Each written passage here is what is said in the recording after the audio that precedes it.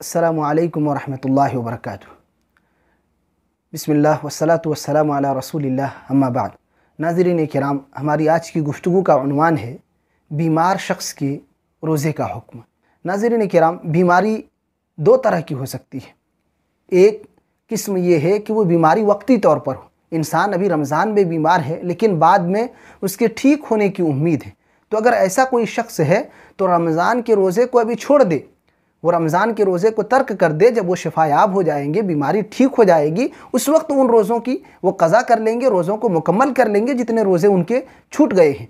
अल्लाह रब्बुल आलमीन का वो फरमान है, वमन कान मरीज़न औ अला सफ़र फ़इद्दतुम मिन अय्यामिन उख़र युरीदुल्लाहु बिकुमुल युस्र वला युरीदु बिकुमुल उस्र, कि जो तुम में से हालत सफ़र में हो या बीमार हो तो फिर वो दूसरे दिनों में, बाद के अय्याम में वो अपनी इस गिनती को पूरी कर ले, अपने इस रोज़े की क़ज़ा कर ले, अभी वो रोज़े को तर्क कर दे। अल्लाह ताला आसानी चाहता है, तुमसे तंगी नहीं चाहता है। तो अल्लाह ताला ने आसानी के तौर पर हमारी सहूलत के खातिर रमज़ान के रोज़े की क़ज़ा का हमको हुक्म दिया है कि अगर आप वक्ती तौर पर बीमार हैं, कोई हरज की बात नहीं है, आप अभी रोज़ा छोड़ दें। जब आप तंदुरुस्त हो जाएंगे, ठीक हो जाएंगे, तब उन रोज़ों की आप क़ज़ा कर लेंगे। तो ये पहली सूरत है कि वक्ती बीमारी हो, ठीक होने की उम्मीद हो, शिफा पाने की उम्मीद हो, तो इंसान रोज़े को तर्क कर दे और बाद में उसकी क़ज़ा कर ले। दूसरी सूरत यह है कि दायमी बीमारी हो, ऐसी बीमारी जिसके कभी शिफायाब होने की उम्मीद ना हो, यानी ऐसी बीमारी जिसको इंसान दोबारा शिफा पाने की उम्मीद ना हो, या ऐसी बीमारी हो कि आदमी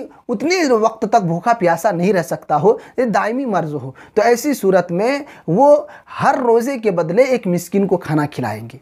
चाहे तो वो हर रोज़े के बदले हर दिन एक मिस्किन को खाना खिलाएं जो वो उमूमी ग़िज़ा इस्तेमाल करते हैं, या चाहे तो एक ही दिन में 30 मिस्किनों को खाना खिला दें। दोनों सूरतों को अहले इल्म ने ज़िक्र किया है, तो उनके लिए किफ़ायत कर जाएगा। दायमी बीमारी जिसके शिफायाबी की उम्मीद ना हो, अब कभी ये ठीक ना हो सकते हों, ऐसी बीमारी हो। जैसे शुगर की बीमारी ऐसी है कि बाज़ सूरतों में वो उतने वक्त तक भूखे प्यासे नहीं रख सकते हैं। कैंसर की बीमारी के सिलसिले में भी अहले इल्म ने ज़िक्र किया है कि ये भी ऐसी बीमारी है कि आदमी रोज़ा नहीं रख सकते हों। और जो इस तरीके की बीमारियाँ हैं जिसमें आदमी इतने वक्त तक भूखे प्यासे नहीं रख सकते हों, या वो रोज़ा रखने के काबिल नहीं हो, या बीमारी ज़्यादा शदीद हो और कभी शिफा पाने की उम्मीद ना हो, तो ऐसी सूरत में वो रोज़े को छोड़ दें और रोज़े को कफ़ारे के तौर पर वो हर मिस्कीन को खाना खिला दे, ये उनके लिए काफ़ी हो जाएगा। और इसी हुक्म में, यही हुक्म बूढ़े शख्स का है जो बुढ़ापे की वजह से, चाहे मर्द हों या औरतें हों, रोज़ा रखने के काबिल नहीं हैं, तो उनके लिए भी यही हुक्म है। इब्न अब्बास रज़ी अल्लाहु अन्हुमा का असर है